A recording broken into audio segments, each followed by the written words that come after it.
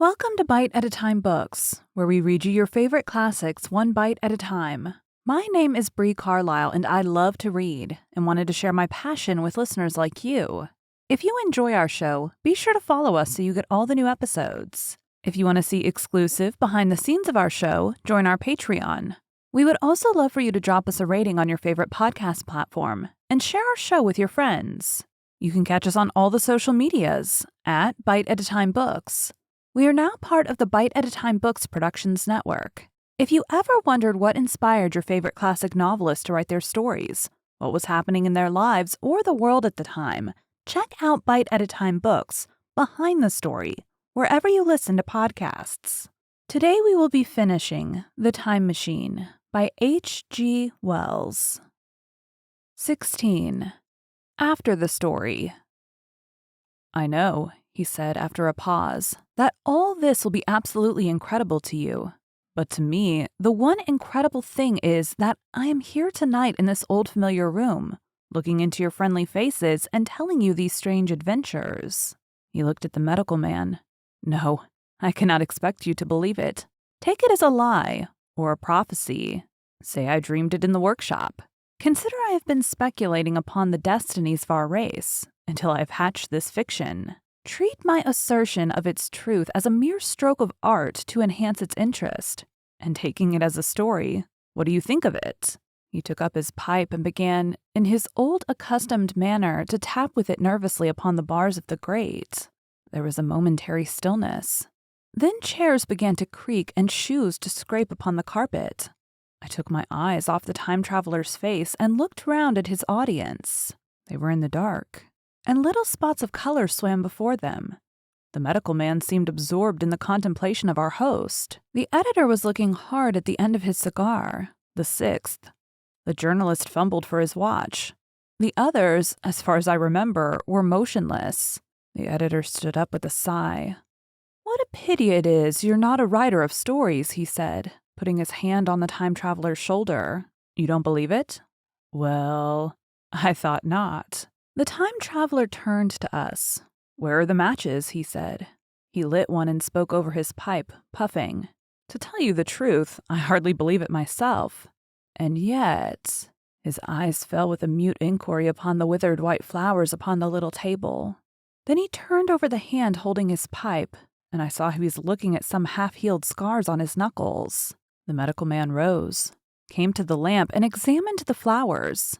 The gymnasium's odd, he said. The psychologist leaned forward to see, holding out his hand for a specimen.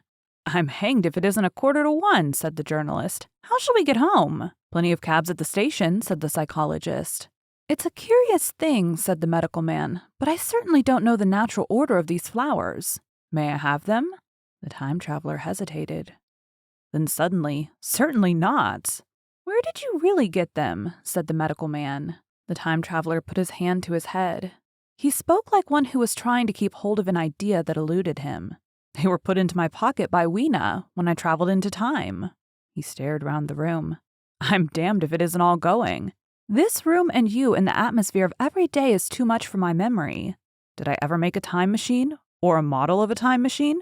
Or is it all only a dream? They say life is a dream. A precious poor dream at times, but I can't stand another that won't fit. It's madness. And where did the dream come from? I must look at that machine, if there is one. He caught up the lamp swiftly and carried it, flaring red through the door into the corridor. We followed him. There, in the flickering light of the lamp, was the machine, sure enough. Squat, ugly, and askew.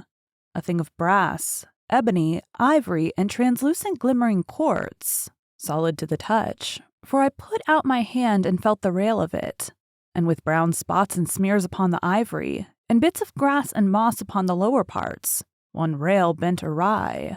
The time traveler put the lamp down on the bench and ran his hand along the damaged rail. It's all right now, he said. The story I told you was true. I'm sorry to have brought you out here in the cold.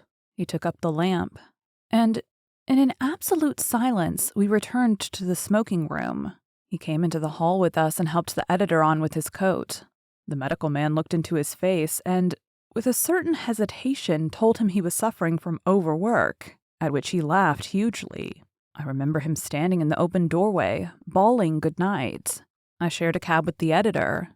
He thought the tale a gaudy lie. For my own part, I was unable to come to a conclusion.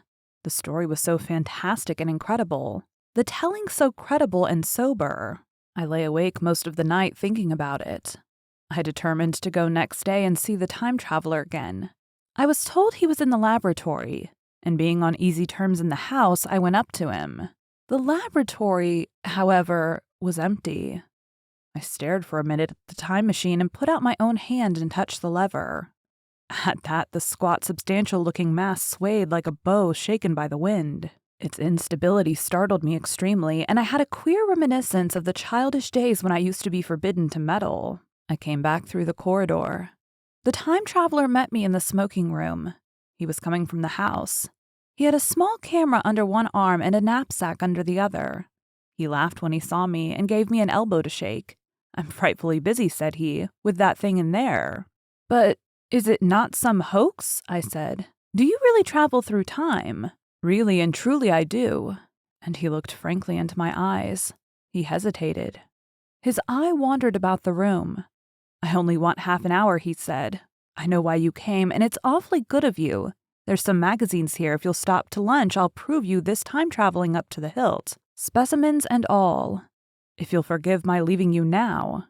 I consented, hardly comprehending then the full import of his words, and he nodded and went on down the corridor. I heard the door of the laboratory slam, seated myself in a chair, and took up a daily paper. What was he going to do before lunchtime? Then suddenly I was reminded by an advertisement that I had promised to meet Richardson, the publisher, at 2. I looked at my watch and saw that I could barely save that engagement. I got up and went down the passage to tell the time traveler. As I took hold of the handle of the door, I heard an exclamation, oddly truncated at the end, and a click and a thud. A gust of air whirled round me as I opened the door, and from within came the sound of broken glass falling on the floor. The time traveler was not there. I seemed to see a ghostly, indistinct figure sitting in a whirling mass of black and brass for a moment. A figure so transparent that the bench behind with its sheets of drawings was absolutely distinct. But this phantom vanished as I rubbed my eyes. The time machine had gone. Save for a subsiding stir of dust, the further end of the laboratory was empty. A pane of the skylight had apparently just been blown in. I felt an unreasonable amazement. I knew that something strange had happened, and for the moment could not distinguish what the strange thing might be. As I stood staring, the door into the garden opened, and the manservant appeared. We looked at each other. Then ideas began to come. "Has Mr. gone out that way?" said I. "No, sir. No one has come out this way. I was expecting to find him here." At that I understood.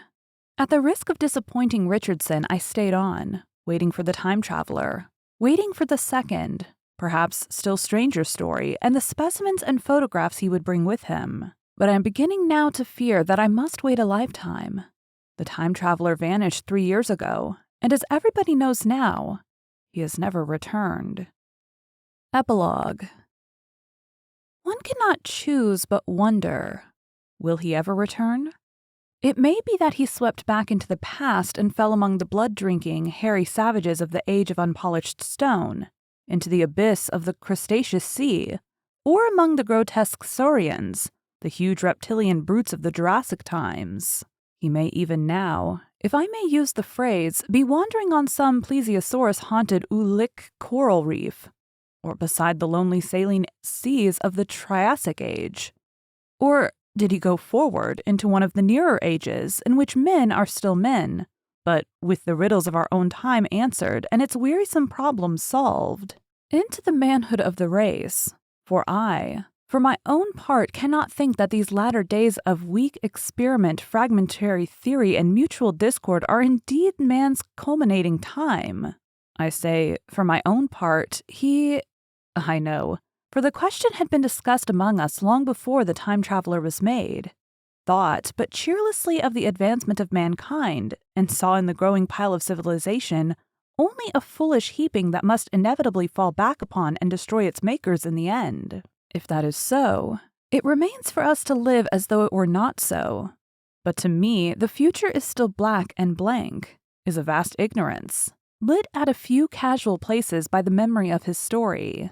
And I have by me, for my comfort, 2 strange white flowers, shriveled now and brown and flat and brittle, to witness that even when mind and strength had gone, gratitude and a mutual tenderness still lived on in the heart of man.